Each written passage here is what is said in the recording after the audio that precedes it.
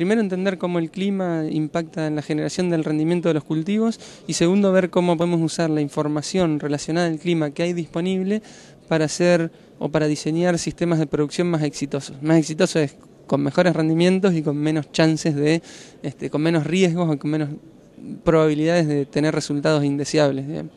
Entonces, todos reconocemos el clima como un factor determinante en la generación del rendimiento de los cultivos, sin embargo, muchas veces se le echa más culpa de lo que en realidad tiene. Lo que quiero mostrar hoy acá es cómo o cuánto pesa el clima en relación a otros factores de producción, y cuando uno lo analiza al clima en el contexto de las otras cuestiones, por ejemplo, el suelo, el manejo y demás, sorprendentemente encuentra que no tiene tanto peso como uno a priori le asigna. Sin embargo, sí no deja de ser el factor más importante, ¿no?, en la definición de rendimientos.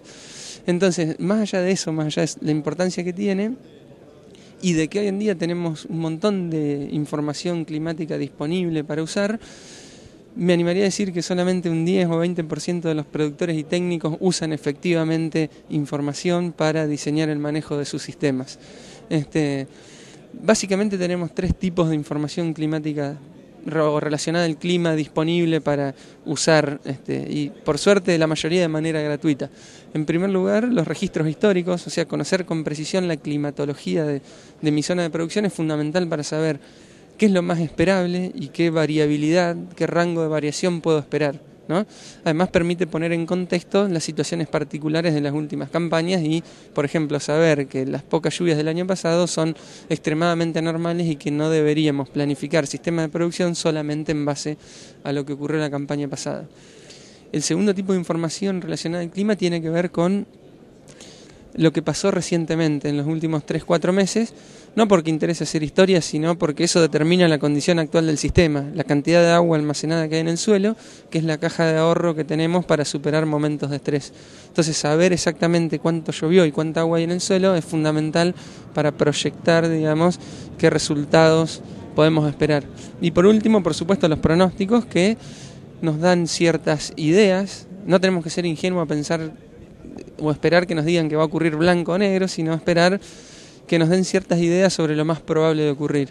En ese sentido, los pronósticos han ido mejorando y, en conjunción con el resto de los tipos de información que yo mencionaba, terminan de pintarnos el panorama sobre las condiciones más esperables para la próxima campaña.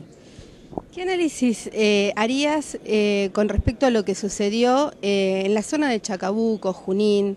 Hemos pasado por todos los estadios climáticos. 23 de noviembre una pedrada histórica, luego una seca que se hizo notar y bueno, y después los perfiles todavía demuestran la cantidad de agua acumulada. ¿Eso era previsible que pase? Ciertas cosas sí, ciertas cosas no. Y depende de la anticipación con cuál uno quiera predecir. Las granizadas, en general, uno no puede predecirlas con mucha anticipación. Sí, un par de horas antes, pero no mucho más que eso. Las sequías de noviembre y diciembre de alguna manera eran esperables. Si uno miraba información, veía eso. Y por último, las lluvias por encima de lo normal al fin de la campaña, eso creo que no era esperable y es totalmente anormal. ¿Cuáles son las expectativas para esta nueva campaña que se avecina, tanto de soja como de maíz? Sí, yo creo que desde el punto de vista agronómico el panorama es interesante, sacando cualquier tipo de marco político o económico, digamos. Es interesante en el sentido de que por las lluvias anormalmente altas que hubo al fin de la campaña, los suelos en general están bien recargados, y eso nos da un piso de tranquilidad, digamos, de alguna manera, y además creo que, digamos, revisando los distintos pronósticos que hay disponibles, aparentemente lo más probable de ocurrir es una fase neutra o El Niño, y en general bajo esas condiciones lo más probable es que ocurran lluvias normales o por encima de lo normal, por lo cual yo creo que va a ser una campaña muy distinta a la que viene, a la que pasó, perdón, y tengo expectativas y tengo razones para pensarlos de que va a ser muy distinta pero mejor.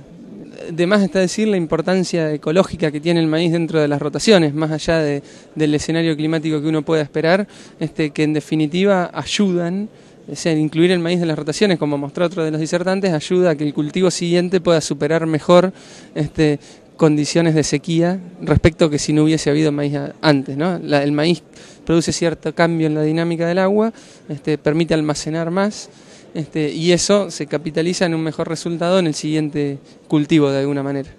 Federico, muy amable por estos minutos para Mundo Campo. Muchas gracias a ustedes, un gusto.